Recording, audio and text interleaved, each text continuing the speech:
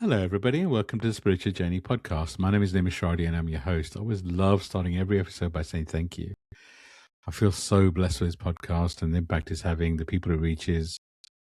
I started the podcast as a passion project to really guide people on their spiritual journey and to simplify spirituality. And I get messages on a weekly basis saying people find this podcast when they need it most and the impact it's having.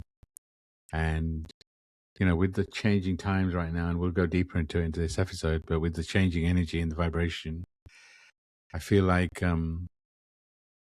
this podcast, my intention is for it to help people as much as it can, and I feel blessed with the opportunity it gives me. So thank you.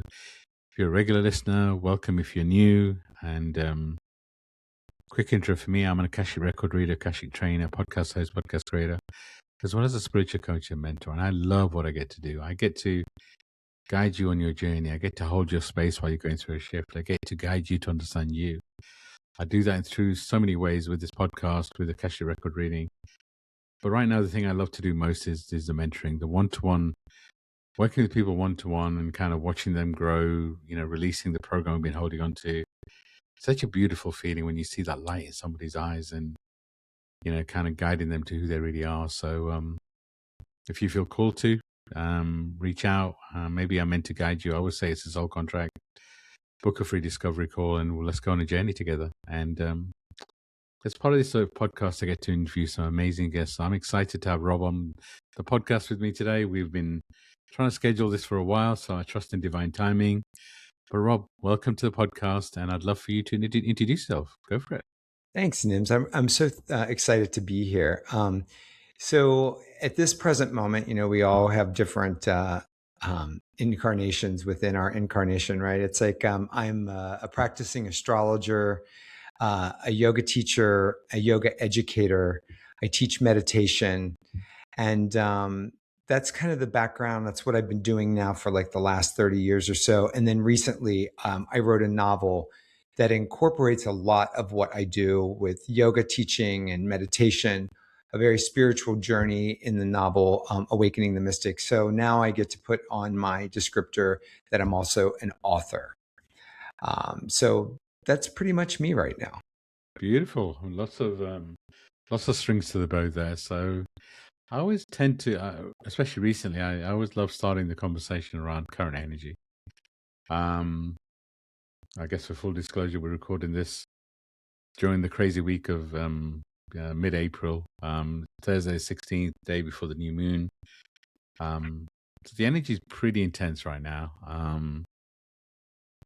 And the way I like to talk about the energy is we're shifting from divine masculine to divine feminine. I really feel like there's a shift. And, I this week, whenever this episode comes out, but this week that we're in right now is for me like an opportunity for new beginnings. So I'm sure when we release this episode, a lot of shifting would have happened on the planet, and but I'm really hoping we start to see more of the new beginnings and we start to feel the energy and the shift.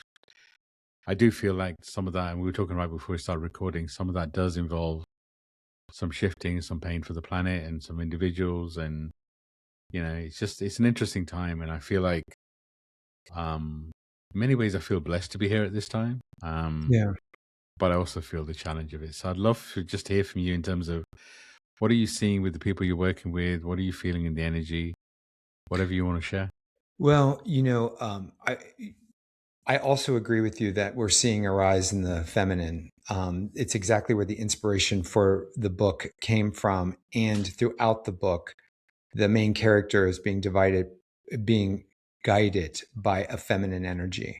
And that she's basically saying she needs to come back as a full equal so that we can basically have love on the planet and even things out. And so that is definitely the main nut of the book, is the main character led through the feminine. And I think it's important for us also to know that men can be part of that movement. We can connect with our feminine. But going back to the current energies, this is a wild time. As I said, I'm a practicing astrologer, and right now my practice is really increased because of the book, but also because I think people are looking for some answers. And the way that I like to describe it is that we all chose to be here right now for a reason.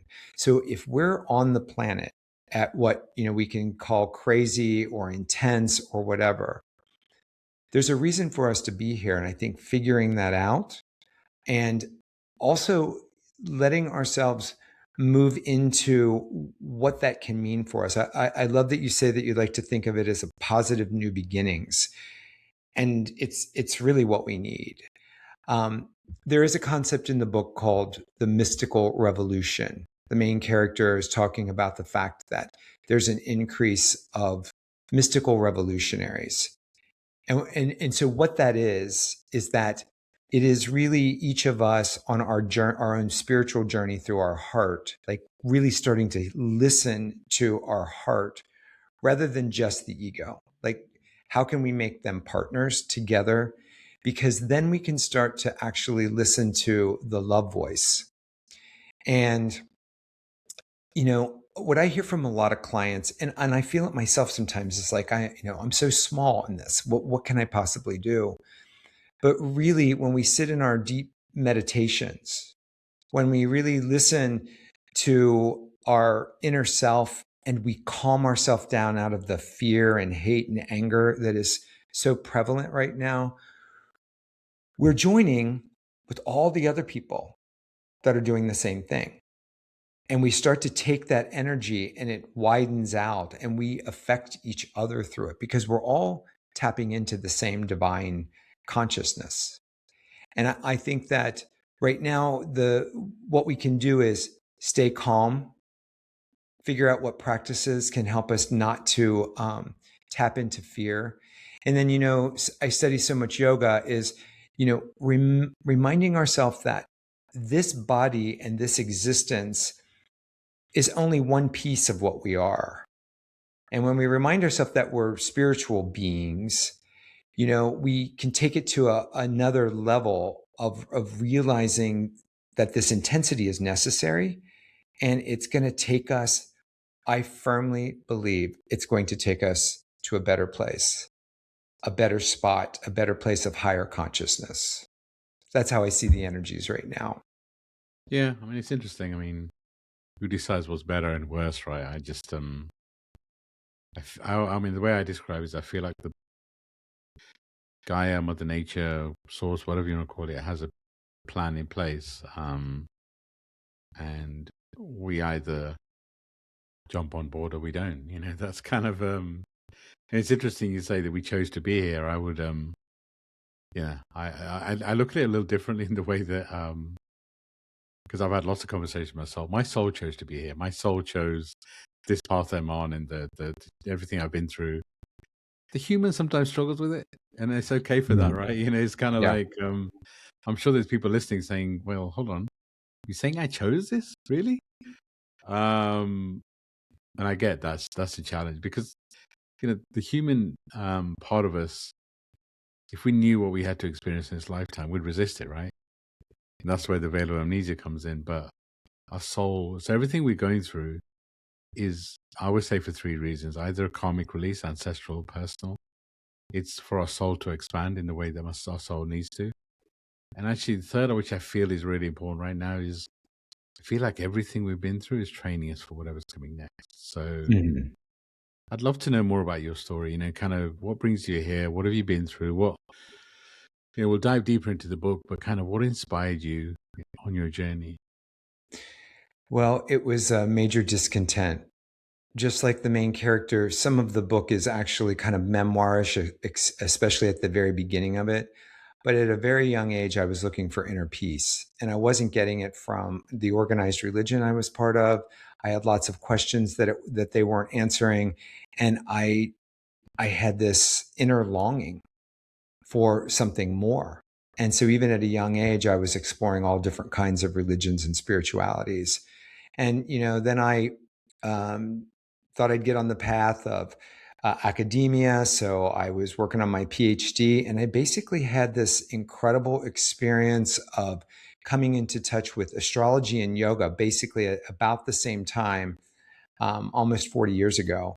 And they were answering more of my questions, and so even at that young age, I'm so appreciative that I was able to make some decisions to go on that path, to really change it when I figured out that it was actually making me happier. And so, but I have to say that, all the struggle that I had, and even the struggle afterwards or whatever, as I like to look at it as it makes me who I am today, which is a good person, a loving person. And it also gives me on my physical level the ability to let go into the divine plan that I have no idea what it is. I don't think any of us really can, right? Yeah. But it helps me to really kind of let go into that plan. So like I was in deep angst in my 20s. I mean, I thought I was going to have a nervous breakdown. I just was like, this isn't the way things are going to be. But because of that intensity, I was able to, especially when I got a glimpse of what was helping me, I I went with it. Rather than staying with what culturally, oh, you want to be a tenured professor, you want to be this. Well, but it's something inside me, I mean, literally felt like if I continue this, I am not going to be healthy long. This is not going to be a long existence. And granted, I could have chosen that, and that would have been its own experience. Cool. But I'm very grateful for making some other decisions because I also feel like with the intensity that I've been through, that I am able to actually help other people, like with my story.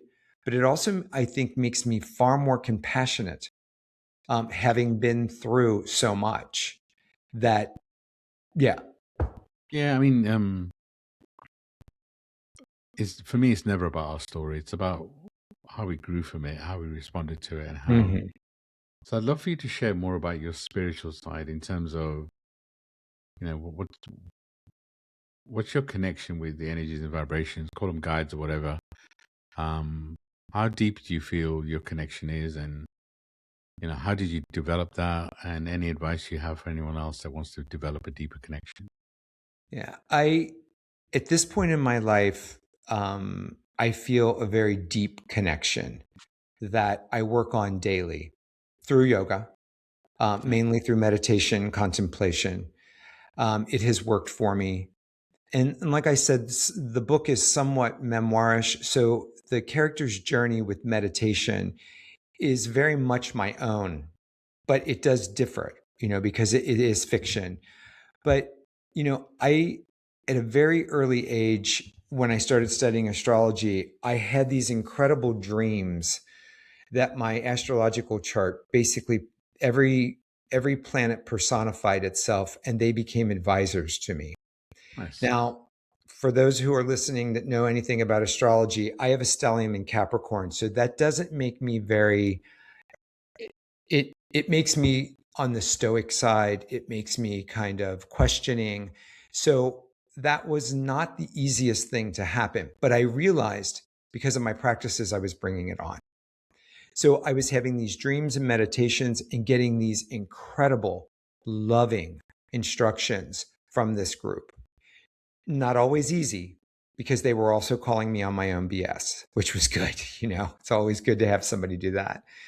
But with that experience, and then with deepening my meditations and really trusting, what I felt was this new relationship with an intuition. And for me, I feel like it's a feminine voice that comes into my heart. And because now with the gift of maturity, as I like to say, as I'm getting older, I trust it because it's there. It's always guiding me in a very positive way. So my relationship with spirit or the God force, whatever we might want to call it, is becoming so intimate that it is my primary intimate relationship, to be honest. And that's where I'm finding relaxation, my own happiness, my contentment. And, through the book that I ended up reading, which came through a very mystical experience, I am offering the main character is an every human and what his story can help people with. Because a lot of people are like, they're not going to connect with certain parts of it, but they'll be like, oh, that piece, it's not the exact story is there, but there's a piece, the self-doubt, whatever it might be that is described in there. And so I would say that the more I practice, because I think the diligent practice is so important, like anything in our life, we have to put in some work. And then the trust, giving over to that sense of trust in something that we can't see. And that can be really hard to do for some of us. It was very hard for me. Interesting. I mean, it's always good to kind of find a journey. And yeah, I mean, I don't know that much about astrology, but just so you know, I have an Aries stellium. So this Aries energy right now is, yeah, it's, I'm here for it for sure. Yeah. So let's dive into the book. I'd love for you to describe the journey, kind of what kind of inspired you to write the book, and anything you want to share about that journey, and let's dive into the book a bit more. Okay. It's called Awakening the Mystic, a novel of cosmic love and healing. And I have a history background, an English background, and I've been writing since I was a child. Little short stories, school newspapers, all of that. But I will be honest, is I'm not one of those people who there are people who are like, I am going to write a book or I'm going to write a novel. They might be very specific. That was not me. I mean, I not that I wasn't open to it, but it was not that I wasn't looking for what am I going to write a book about. So again, memoirish. This part is very much what was taking place is that I educate yoga teachers. And the programs are sometimes a year or more. They're longer. And the basis for any really like a 200-hour basic teacher training, I think for almost 100% across the board, is the Patanjali's Yoga Sutras. So we teach that because it has the 8 limbs of yoga and it's like an instruction book. So it's beautiful, but it's also 2,500 years old, which I find fascinating that the stuff that it's saying in it from 2,500 years ago is so relevant. But anyway, I was teaching the Yoga Sutra section over a several month period, and I was teaching specifically on Pada 3, which is, there are 4 books to the sutras. I was on Pada 3, and I was driving early morning to teach, very early, getting there early, driving along the river, and I basically had a vision as I was driving. Now, I was also chanting the Gayatri mantra, which was something that I had been doing quite a bit. And as I was chanting that, I started to physically see. Now, this was a new experience for me. In my head, I saw this entire scenario happening right as I was driving. And the cool thing for me is this super Capricorn is that I went with it. I decided not to shut it down and just say, I don't know what that's about. So not going with it. When I got to the studio, I was able to have a co-teacher teach, and I went in the office and I typed for 3 hours, and then I typed for 3 weeks, and then I typed for 3 months. And really, I wasn't really even sure what I was typing because again, this wasn't something that I had thought out or even anticipated. So I wrote, and started realizing over about a 2-year period that there was a theme in it, which has a lot to do with the feminine, and also about loving ourselves deeply. And these themes were basically coming through the main characters as I like to say, as every human. Is an every human and what is possible for all of us. I mean, there's many journeys we can take. This is one possible one. And so the whole book came to me as a very, I would say a mystical experience. So when we worked on the title with the publisher and they had the word mystic they wanted to put in there, I was all for that. It originally had a different title. But the book is so much more personal. It reminds me of some of the things that you were saying early on about our journey. This book is not so much about me as it is about the world, as it is about bringing our divine consciousness, whatever we want to call that inside of us, that divine wisdom, bringing it together to create what we might in this day and age call miracles. But I feel that in the very near future will be very common happenings when we realize how much we can do when we not necessarily control our mind, but understand our mind and combine it with the heart force of our lives. When we make those two things partners, it not only change our life, but it will change the whole world. So I love it. I love it. And let's dive into the book itself. And I love the way that you weaved in spirituality into a novel. Kind of people connect with different things, right? I mean, people will connect to this podcast and hearing the words. People will connect to music in a different way. I mean, there's we can touch the soul in so many ways, and the spoken word, the written word, is really powerful. I mean, I'm sure a lot of people listening have read some very powerful books. I have to be honest, I don't read a lot of novels.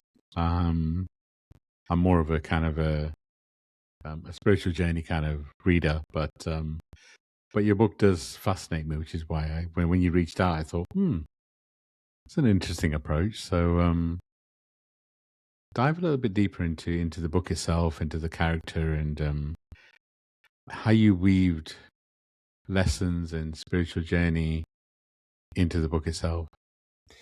yeah, that was the advantage of working with the editor, with the publisher, because she said there's such a beautiful story here, but I'm afraid it's sounding a little too textbooky. Well, as a former teacher, it was my background. I totally got it, So the spirituality, so it has gotten some awards for visionary fiction. And I kind of like that category because there's not a lot of categories that this book fits into. Yeah. I mean, if people say, well, it's about astrology. Well, somewhat. It's about yoga.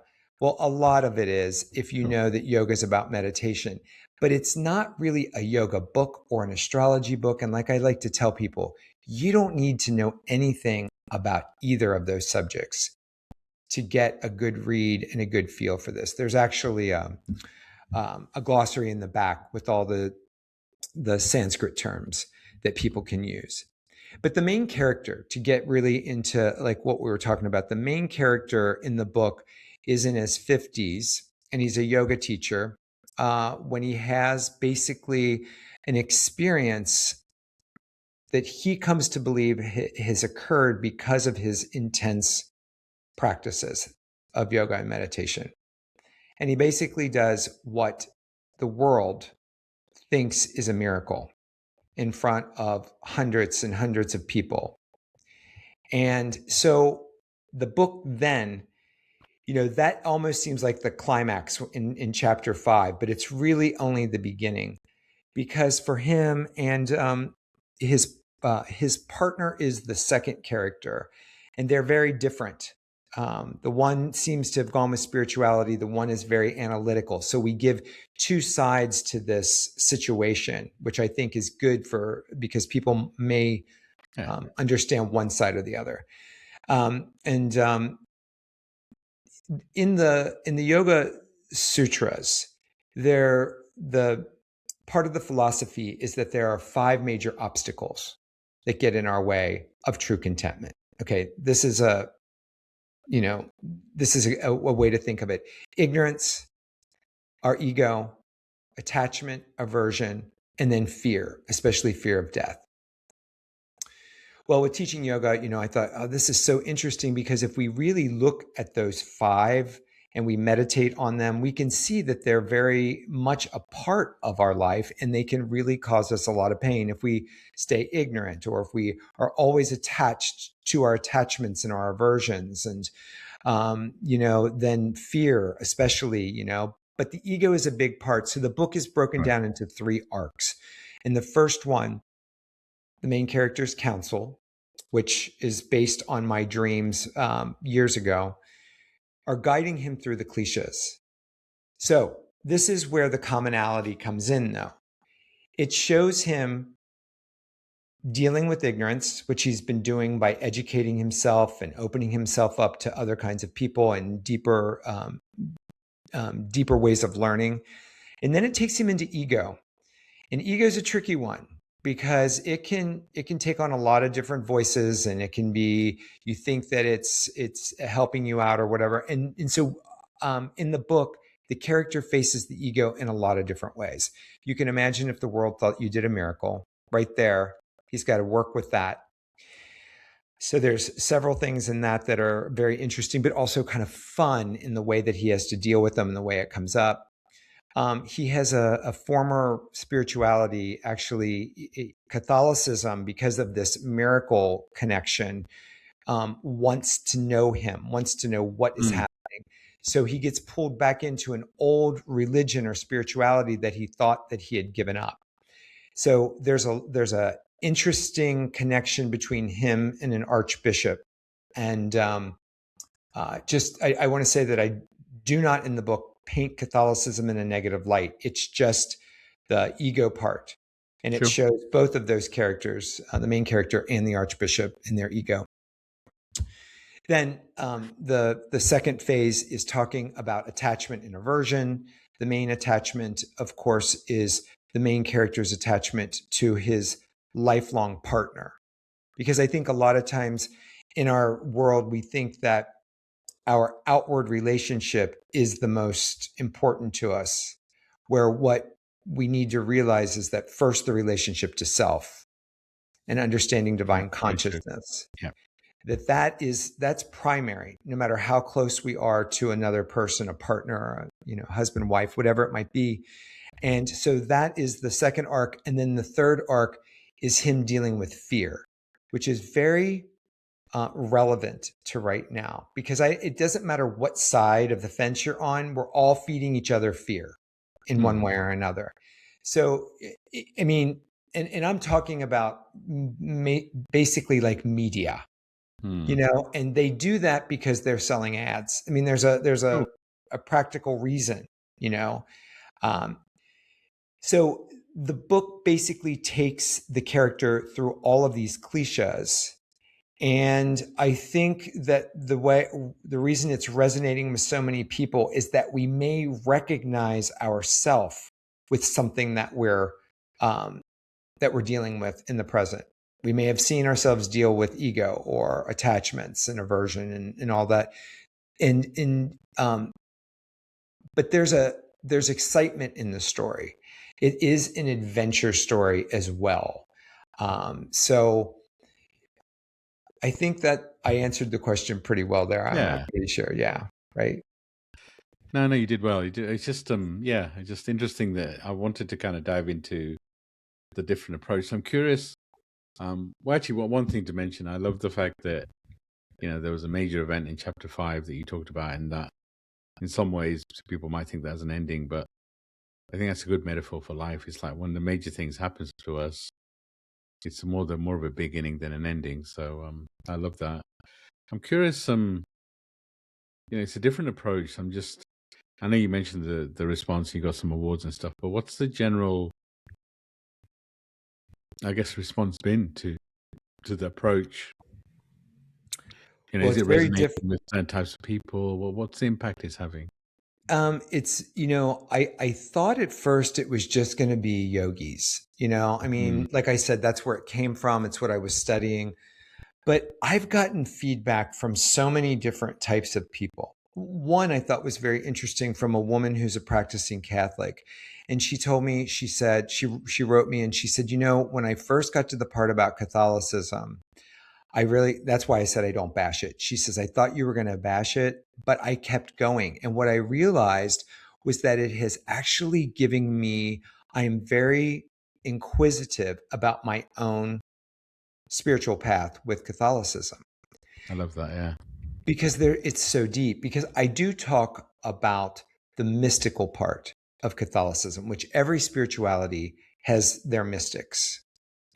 And I believe they can give us so much more depth than what we might just Yeah. learn from Sunday school or going to church services. But when we study that, so I loved that because she was like, I was able to not only be okay with it, but it made me very inquisitive about it. Because also, being a historian, I do give historic background to things.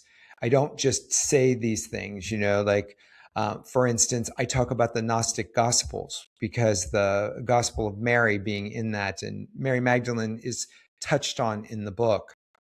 And one of the biggest parts of the book that the main character after this miracle starts to tell people because they want him to cure them. They want him to do all the work. Hmm. And he starts saying to them, you've heard this somewhere before, right? But everything Yeah. I can do, you can do also. And that's a huge component of the Yeah. book for me, is that we can all do this. It's not just the mystics who have a connection to divine consciousness. We 100%. all do. Yeah. And it's a commonality between us. We all have that source. So, finding how we get there can be different from one Yeah. another. And so the response, I think the surprising thing for me is I've gotten some very great feedback from what I would consider like mainstream, like Hmm. readers' favorite. Their review of it was like, it's got this in it and this in it. This is what makes it so different because it's this big mix of different things. You learn along the way, but you can't wait for the next chapter because you want to see what's going to happen. I mean, that's kind of like a high Nice. Yeah. compliment, It's a nice way to weave it in, and it's like I love the point you made about people need to do their own healing, and it's like in the work I do. I always tell people, I'm not here to tell you what to do. I'm here to guide you to you, but Yeah. we have to be responsible for our own journey, right? I mean, if anybody comes to me, wanting to be fixed, I'm not here to fix people. And just and it's interesting the mix of religion and a lot of people think either religion or spiritual. And I feel like there's a place for both of them, and I don't want to get into it too deeply, but I feel like religion gives us the kind of the pathway, the rules, and the spiritual is more of the journey of the soul. So everything has a place, right? But yeah, no, I love the premise. I'm excited for people to read it. We'll include the link in the show notes for sure. I want to dive a little bit into your healing modalities. Kind of the impact of meditation, yoga, as Yeah. it has had on you and your students. I feel like the modalities that we can lean on. I always kind of guide people that I might be an Akashic reader and all these other things, but that's not who I am. My Right. light, my energy, my vibration, that's my gift. I have a modality which is called Akashic Records and all these other things, but they're modalities, they're healing modalities I can call upon. But it's not who I am, right? My light, my energy, my vibration. So I'm just curious to kind of dive deeper into, your feedback on what impact yoga and meditation has had on you and maybe some students, kind of Yeah. what has it had? Because I feel like right now, it's a time for us to lean in on self-care and these modalities and kind of use what we're aligned to. Yeah. Well, I totally agree with you about leaning into self-care. And I think in our culture, unfortunately, it has been so undermined as, either through religion or just, the way we talk about it, that it's there's a sign of weakness or it's selfish. And it's really that whole thing about if your cup is empty, you got nothing to give, right? Yeah. Yeah. So by finding the practices that really feed us. So, I told you a little bit about my history. I thought I was going to have a nervous breakdown. I realized that my career path wasn't what I wanted. And I went to an astrologer. This is how they overlapped. And I went on a dare basically from one of my peers in graduate school. He's like, I got a lot out of this. I was like, oh God. But here's the thing, with studying history so much. So by this time, I've studied it in high school, college. Now I'm in graduate school, master's degree in history. And now I'm working on my PhD. They've always been around. Yeah. They're always mentioned. When we were studying Mesopotamia, they would talk about astrology. When in India, when we're doing any kind of history there, we're talking about the rise of yoga and all the different ways that it is. And we're talking about these things being around for thousands of years. That was enough for my analytical part, my Capricorn, to go, you know what? I got an attitude about this. Actually, my mom said that to me when I told her. I said, so-and-so said I should go do this or whatever. And she goes, why do you have such an attitude about it? Why don't you just try it? So it was kind of fun to have her say that. It's the human, the resistor, right? It's the human that's like, wait, what? Yeah. Yeah. And then your guides come through like your mother, right? It's like, they just show up and they challenge you a little bit and you're like, oh, okay. Isn't it beautiful? And I was like, because I totally respect her. And here she is, this Catholic, woman her whole life. And she's like going, I don't know why you're resisting this so much. So anyway, I went. It was great because when I went, I had never met him. We'd talked on the phone, gave him my information. I sat down and he basically was like, you're very type A. This is what, this is you're really an introvert, but you have this extrovert. And I mean, I could just go on about that. I just remember sitting there with my mouth open.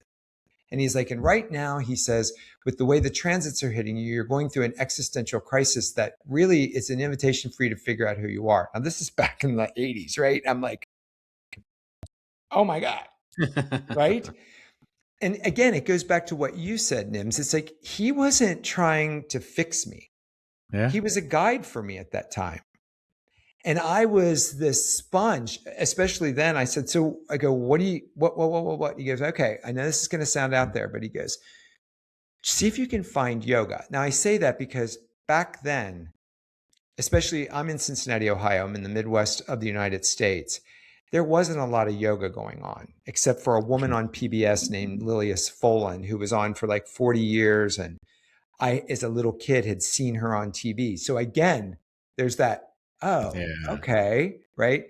Anyway, I found a class, and I know by the end of it, during Shavasana, this woman had us in Shavasana telling us to relax, and she's reading something from the Upanishads that was totally gorgeous. I'd never heard them before. And I start to cry.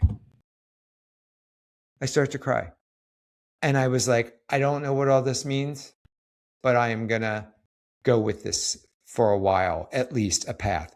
And here I am this many years later. Wow. But it was because I was listening, and it was feeding something on a different level. I knew that I could energize into being a tenured professor. I mean, it was just all set up, the way everything was coming at me. They were like, yes. And I was already teaching for them and da, da, da, da, da, da. But it was like, this isn't connecting with my soul. And I think that was, that was the way it happened. And then there's a piece in the book. It's called The Mystical Transformation. And it's where the main character has a dream between a vampire who looks very much like a priest that's going, I've got all the answers. Let me have your power. And Venus, this beautiful goddess, and she's representing yoga. And she's like, no. She goes, the practices are what you need. She goes, practices are like blood to the vampire. But these practices that you develop, once you realize what they do for you and how they help you and how you can then change the world through your own practices, why would you not do it? Yeah. And then there's the human element. But yeah. No, I love how you're kind of open to totally changing your path, right? I mean, it's like It reminds me of me. Right? I was in the corporate world for 30 years, and I had a very senior role. I had a very, I could have stayed there, earned some good money, and been set for life, right? And it just, the universe shakes you when you need to be shaken. Yeah, And I feel like a lot of people are being shaken right now. I agree. So, I mean, I know we've talked about the book and, your journey. And for me, the message really is um, to allow the universe to shake you. Because right now I feel like if we hold on to our old version of ourselves, our expectations of what our life was going to be, in your case, a tenured professor, in my case, staying in corporate, if we try to hold on to that version of ourselves, that's where I feel the pain would come even more. I agree with you. So it's like a beautiful reminder that, if your world's been shaken, it's been shaken for a reason. And it's good to and it's good to recognize that. It's good to recognize that discomfort can actually be a sign from the divine connection you have that it's time to change. And it usually is, right? Yeah, and if it doesn't go away, if that discontentment stays there, it's like, okay, then what's the worst thing that can happen? I change, but it always And works it's out. like, a tree, if you change and it feels like wrong, you change again, right? It's like, but Yeah, it is interesting. I do, I mean, I know we make it sound easy, and it's kind of like, this human journey that we picked being here at this time, I do feel like is a lot of karmic release, which is why everything feels so heavy. But yeah, if you listen to this and you've been getting nudges, I feel like the universe wants us to grow gently. But when we don't hear the nudges, when we don't feel the nudges, they become little shoves. When we don't feel the shoves, they become little kicks. And then when we don't feel the kicks, they become proper kicks. And we get knocked down. It's like if you listen to this, maybe you're being nudged. yeah. And maybe it's time to listen to those nudges. So Rob, I'd love to ask you, self-care and things that people can do when they're kind of feeling disconnected with who they are. I feel like we're all kind of going through a mass rebirth right now, right? Which Yeah. means that in many ways, the divine masculine is having an identity crisis, and the feminine is figuring out who it is. And it's like, it's kind of an interesting mix of energy and vibration right now, which is why, people are looking for like a magic answer. When really, I feel like we've got to meet the universe halfway. And how do we meet the universe halfway? By self-care. I agree. And So, what would you advise in terms of what self-care works for you? well, so I have to say that the self-care that I use is basically yoga practices. But let Sure. me be clear about something. Yoga is, in our culture, especially in the West right now, we think that it's just the poses on a mat. But yoga is really a philosophy of taking care of ourselves. Like the yamas and the niyamas and all that, they talk about making better choices for ourselves, Yeah. down to the nitty gritty of staying clean and what you're eating and making choices about who you intermix your energies with. And so the self-care for me is like kind of following that path of making better choices. But honestly, I think that becomes easier when we meditate. Okay. And I know people are like, well, meditation. Here's the thing: the divine, the creator, whatever we want to call it, has put in a tool for all of us to use whenever we're anxious, and that's our breath. Yeah. So the ability to figure out what type of breathing might help you to release your central nervous system. I mean, that's a great place to start with just relaxing yourself. Now, I will say too is, what are your triggers? So if you're a news junkie right now, and every time you read the news that you're getting, figure out, how to stay informed without feeding yourself poison is how to think about it, Yeah. you know? And so stepping back from it, it's like, and people say, but I have to stay informed. But do you have to stay informed every minute and know every instance of the insanity? Yeah. And And so, how is that staying informed actually helping you, to be fair? right, because a lot of times there's very little we can do with it, right? So my thing with the self-care would be to make sure you take time to relax and to know yourself better. And if that is, and the some of the beauty of right now with all this technology is there are lots of apps out there Yeah, for that sure. can help you breathe. Now, I eventually think we all need, this is my opinion, we all need to learn to be able to sit in silence, even if it's just for a couple minutes a day. And I know that there are challenges to that, like PTSD. I'm not addressing that so much. I'm just talking to the average person who says, I either don't have time to sit for it or it drives me crazy. It's like we need to take time to concentrate. That is the basis for what leads us into meditation. Focus, concentration, then meditation. In yoga, it starts from dharana to dhyana to samadhi.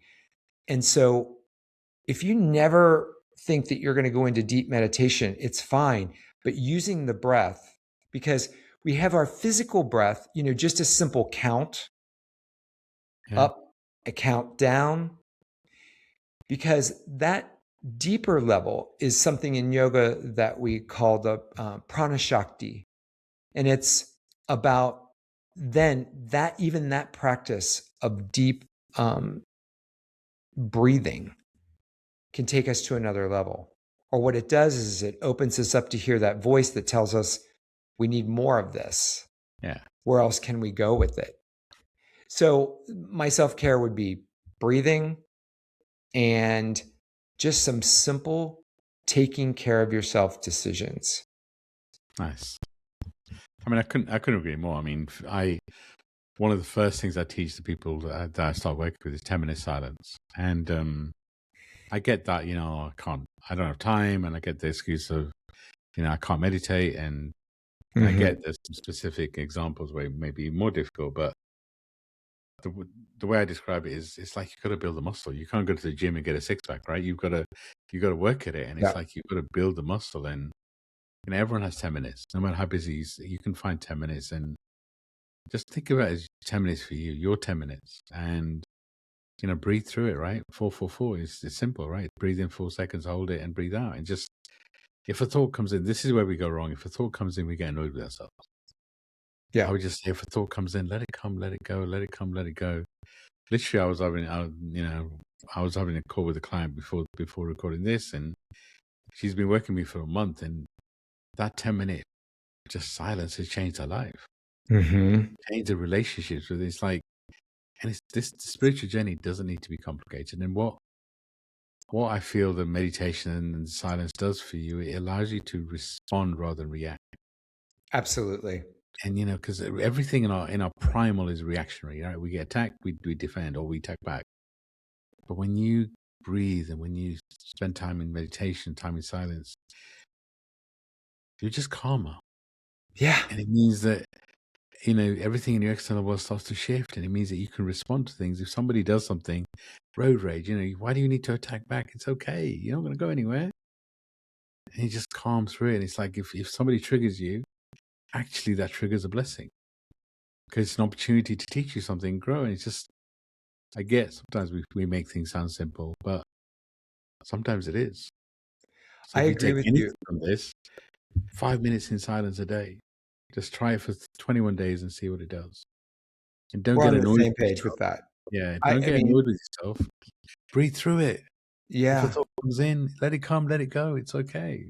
I don't think we realize until we do take that time, that consistent time, and we see ourselves moving from reacting to responding. Because once we see it, when we're aware, we're like, oh, wow, this is different. I mean, that's what happened with Yeah, me. I realized a difference, but you have to experiment. And yeah. like you said, you have to do it. So And there's no I'm, bypass, right? You've got to do there's the no work. bypass. But if you think about really how easy it is, like we have the tool right with us. Like I teach some of my meditation students little techniques they can do while they're standing at the grocery store Yeah, so that they don't get triggered. You can you can do your breathing standing up yeah. or with other people around you and they never know. Yeah, by driving, by walking, whatever. It's like, you can build it into your day-to-day practice, right?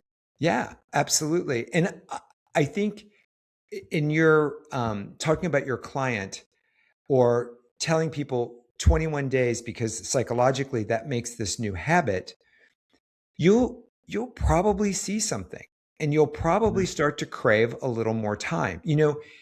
It fascinates me that Yeah, that's so true. neuroscience People is, start with 10 minutes and they grow. They're like, you know what I'm doing? I'm sitting silent for 30 minutes now. I'm like, that's great. Just yeah.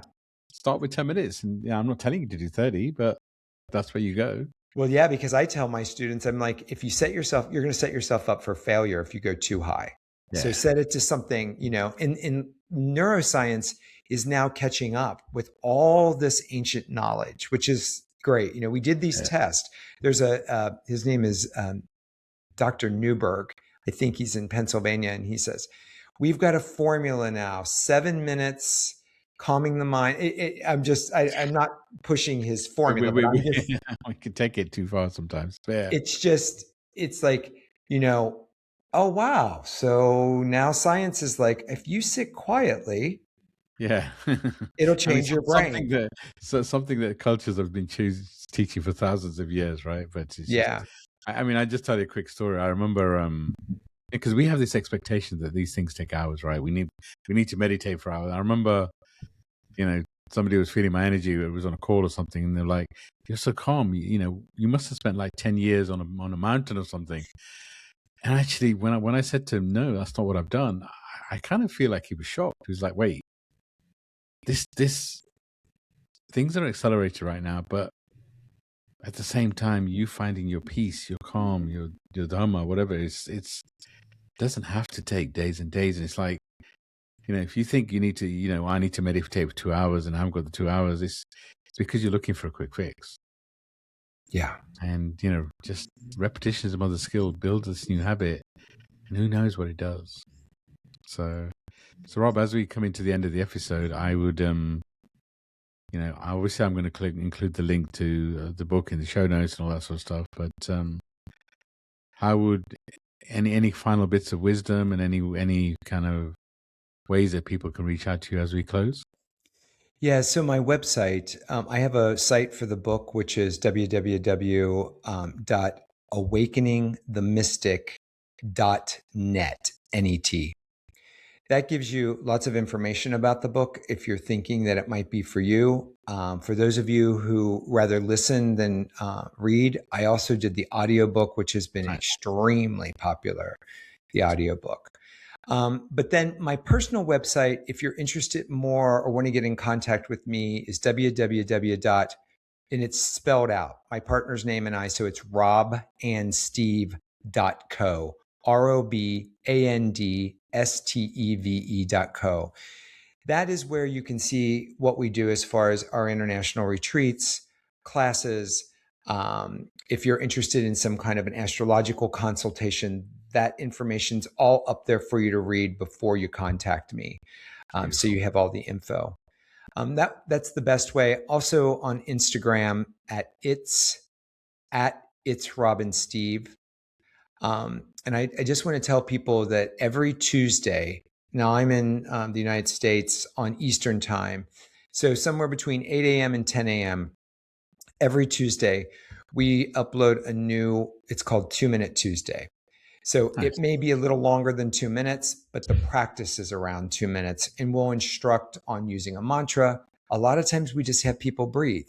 So if you're having trouble and you want something a little bit new, 2-Minute Tuesday on, it's also on Facebook, and my Facebook is just the same as my name. Beautiful. And I include all the links in the show notes and all that, so people can, Great. if you're looking for it, look for it there. But Rob, thank you for your energy, your vibration. Thank you for being here. Sending you so much love and light. Thank you to all our listeners, and I truly appreciate the opportunity we have. And I'm going to hand over to you to say any final words before we close. I'd just like to say thank you for this opportunity, but that becoming what I talk about in the book, A Mystical Revolutionary, is just about deepening your sense of self-love, knowing that you are a divine spark, that you are a temple for a piece of the spark that we all have, and just understanding it, getting to know it, loving it more deeply is such a great thing to do in your life. Beautiful. Well said. Well said. Thank you for that. Sunny love and light out to everybody, and to you, to Robin. And we will see everybody very, very soon. Thank you. Take care. Bye for now. Bye-bye.